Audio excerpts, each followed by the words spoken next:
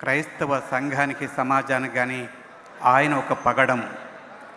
దేవుడు ఆయన్ని ఒక పగడంగా చేశాడు. అందరూ మృతి పొందుతారు, గొప్ప గొప్ప వాళ్ళు కూడా మృతి పొందారు.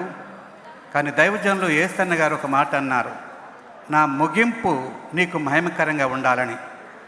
అదే రీతిగా ప్రవీణ్ పగడాల గారి యొక్క ముగింపు చాలా మహిమకరంగా ఉన్నది. మా యొద్దకు వచ్చారు, యూత్ మీటింగ్లో మాట్లాడారు. అనేక మంది యవనస్తులు ఆకర్షింపబడ్డారు. మరి వారు ఎప్పుడూ నవ్వుతూ ఉంటారు కనుక వారు నవ్వుతూ ఉంటారు. అలాగే క్రీస్తు విరోధుల్ని ఏడిపిస్తూ ఉంటాడు. క్రీస్తు సంఘాన్ని నవ్విస్తూ ఉంటాడు. క్రీస్తు విరోధులకి సింహస్వప్నంలాగా ఉంటాడు. చిన్న వయసులోనే గొప్ప పరిచర్య ఆ దైవజనులు చేసి ముగించారు.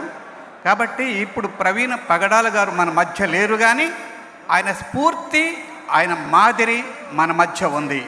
మనమంతా కూడా ఆయన స్ఫూర్తిని తీసుకుని ఆయన వలె జీవించటానికి తీర్మానం చేసుకుందాం. వ్యక్తిగతంగాను మా కుటుంబం తరపునను, బెరాక మినిస్ట్రీ తరపునను వారి కుటుంబానికి ప్రగాఢ సానుభూతిని తెలియపరుస్తున్నాను. వారి కొరకు, వారి కుటుంబం కొరకు మా ప్రార్థనలో గుర్తు చేసుకుంటున్నాం. Thank you very much.